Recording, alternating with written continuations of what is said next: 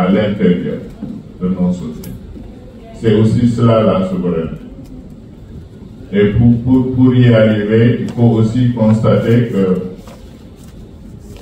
au plan idéologique, nous devrons prendre nos distances vis-à-vis des débats qu'il faut en tout cas relativiser. Les migrations, d'après les données qui ont été publiées en 2024 par l'Organisation internationale des migrations, les migrations dans le monde constituent 3,6%. Et parmi ces 3,6%, seuls 14% concernent l'Afrique. Et sur ces 14% qui concernent l'Afrique, 80% vont en direction de l'Afrique. Les migrations africaines sont intra-africaines d'abord, 80%.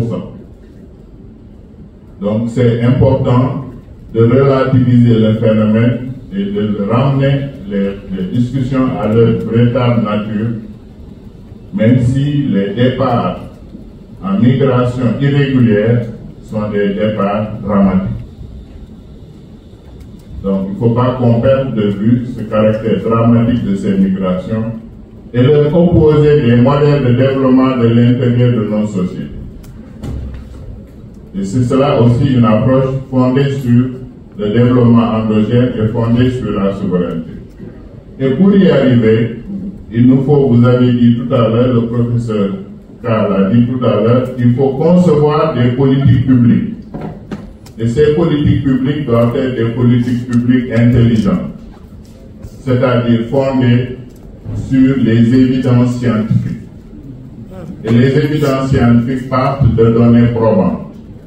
Et c'est pourquoi les organisateurs nous ont proposé de réfléchir dans quelles conditions produire les données probantes. Dans quelle mesure générer des évidences scientifiques.